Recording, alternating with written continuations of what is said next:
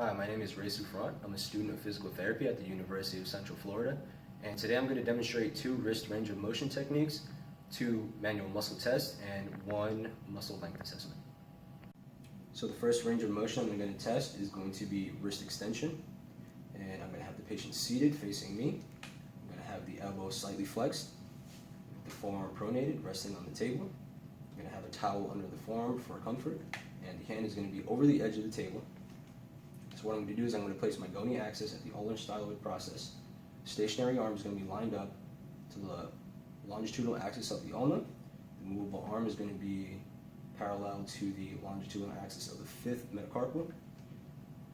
So I'm going to line up my goni, stabilize the distal forearm. I'm going to passively move my patient's wrist into extension to end field, which should be firm. Can you hold there, please? All right. So I'm getting a reading of 70 degrees, which is normal head range. So next I'm going to measure passive range of motion for ulnar deviation. So similar to last time, I'm going to have my patient seated across from me. The elbow is going to be slightly flexed. The forearm is going to be fully pronated, resting on the table. And I'm going to have the palmar side of the hand resting on the table as well on a towel, just to avoid friction. So I'm going to place my goni axis at the dorsal aspect of the hand, right above the capitate, and I can palpate that to make sure I'm on the right bone. So I'm going to place my axis there. The stationary arm is going to be parallel to the midline of the forearm, and the movable arm is going to be parallel to the longitudinal axis of the 3rd metacarpal. So what I'm going to do is I'm going to stabilize the distal forearm, and I'm going to passively move my patient into ulnar deviation. I'll line up my movable arm to the longitudinal axis of the 3rd metacarpal, and I'm getting 30 degrees.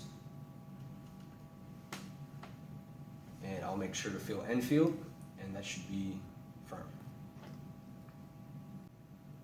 So for our first manual muscle test, I'll be testing the extensor carpi ulnaris, and I'm going to have my patient seated in front of me with their elbows slightly flexed. Forearm is going to be pronated, resting on the table with the hand off the edge.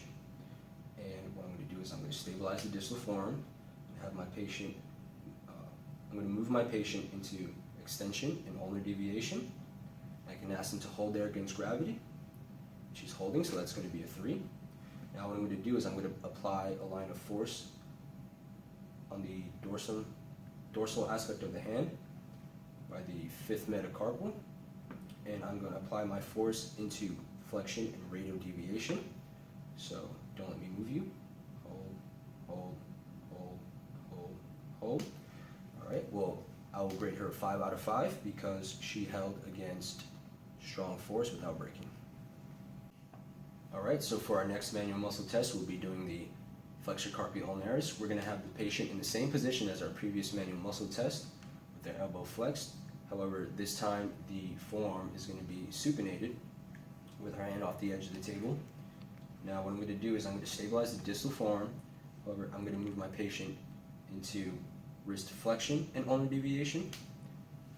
Now I'm going to apply pressure to the hypothenar eminence on the palmar side of the hand, and I'm going to apply my force into extension and radial deviation. So don't let me move you. Hold, hold, hold, hold, hold. So I'll give my patient a 5 out of 5 because they were able to maintain the position against a strong force.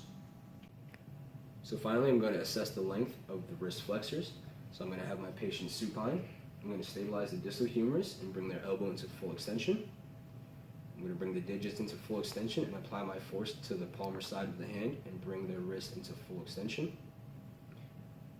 Now I'm going to do this until end field, which is going to place all the flexors on stretch. And if the flexors are shortened, this will restrict wrist extension. We can compare that to our normal value of 70 degrees, which is going to be our norm.